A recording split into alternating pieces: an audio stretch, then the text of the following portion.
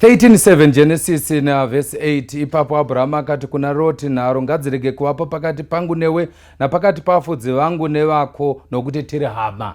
Uno munhu achiti kwanzi mwana wakamai guru, aiwa ihama yako zvekuti muri paguru, hausiwo uri paguru, ari paguru ndivana baba ndivana mai venyu, iwo mwana wababa vako, mwana wekwenyu. Zvekugwa pacheni muchigwira nyaya yechipare, imi hamusi pachipare, ari pachipare madzimai yenyu. Remekedzanai.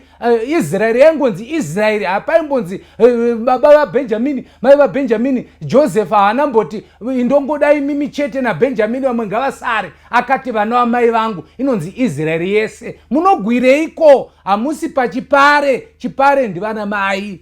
God bless you.